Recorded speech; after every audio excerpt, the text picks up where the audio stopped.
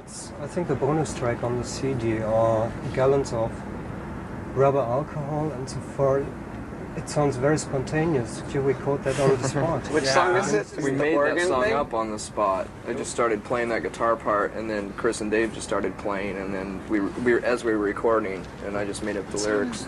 That's that one song. We recorded this song in Rio de Janeiro. Oh yeah. At this tiny BMG B studio that hasn't been used for like 6 years. They had this like Neve board. They blew the dust off it, and we just plugged in and just started screwing around. And we did that song. It was total spontaneous. You know, it was just one of those things. Yeah, it gives that feeling. It's free association. What the hell does the title mean anyway? In utero, I think there's like an in vitro pregnancy, and there's no, I mean of that song. Oh, gallons of rubbing alcohol. We'll cleanse this strip. Well, I guess it's our contempt for the hairspray, Guns N' Roses Poison scene that was going on in LA a few years ago. Something else I found it. I know one question beforehand. The way you recorded was just on an 8-track machine. Is that news? No, that's a 24 track. It's the same board that recorded Back in Black by AC/DC. Yeah. And what was the story that some of the songs had been remixed? 2 songs were remixed. Which were? Heart-Shaped Box and All Apologies. Because the vocals weren't loud enough, and I wanted to put some harmony vocals in the background that I failed to do when we were recording with Steve, so we asked Scott Litt to come down and do it. It took about a day or 2. What I noticed as well, not only on this record, but on the records before too, there are some very fine harmonies and melodies in it, which makes me wonder, does one of you had sort of a musical education? I don't think any of us. Absolutely not. Nothing at all. I have no concept of knowing how to be a musician at all whatsoever. I mean, I don't know the names of chords to play. I don't know how to do major and minor chords on a guitar at all. I mean, I couldn't even pass, you know, guitar 101, folk guitar 101, you know. I mean, everyone knows more than I do. I took accordion lessons when I was a little kid. I played the trombone, I think, when I was about 8. For real. I was in band and I played snare drum during junior high and grade school. And I never learned how to read music. I just copied the other people that took the time to learn how to read. And it was just so simple. You know, boom, tap, boom, tap, boom, tap, tap, tap, tap, tap, tap, tap. And I just copied them, you know, just to pass. I didn't see any reason to.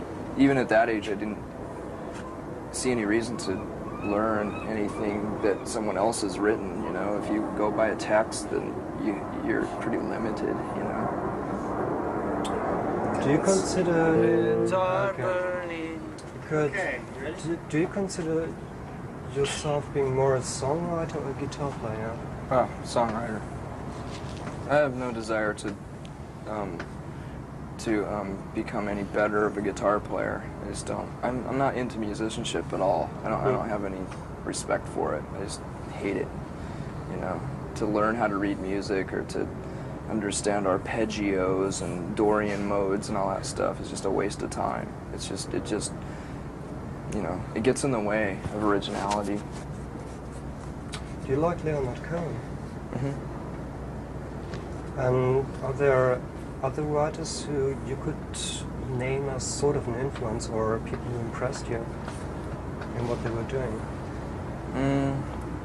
Well, yeah, just mostly, you know, early to late 80s punk rock, American punk rock, and then, you know, late 70s English punk rock. Yeah, that had a lot to do with stuff that I was into. I was just pretty much consumed with that whole scene for so long that I never really denied any of the other influences that I had before, which is like the Beatles and Stones and stuff like that, dinosaur rock. But what about writers like lyricists or poetries? Probably Beckett's my favorite. I like him a lot. Because, I mean, sometimes when I read or listen to the lyrics, it sounds to me as if you're sort of inspired by the beat writers too. Yeah.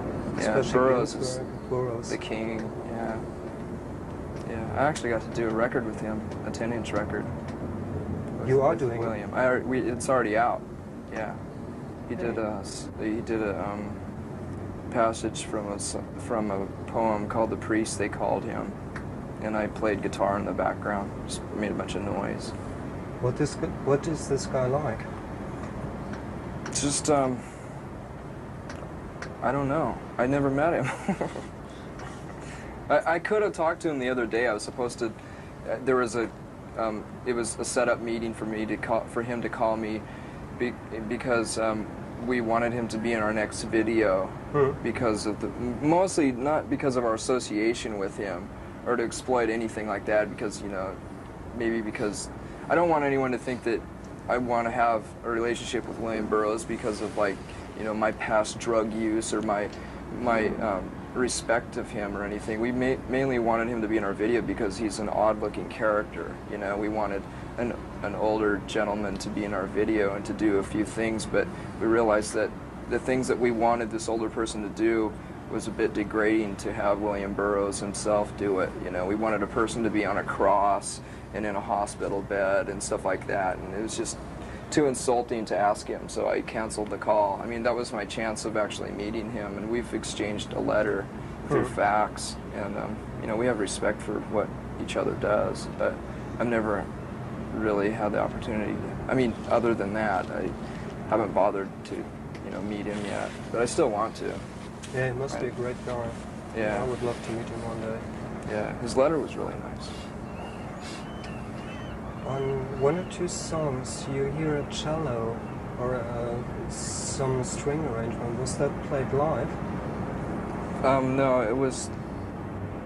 We had her come in after the basic tracks were down and had her play along with it. Is that the cello player you had in New York too? No, this cello player was Steve Albini's girlfriend at the time. And it was just a matter of convenience. She happened to play cello and we needed one, so she was there. She turned out great. She did a really good job.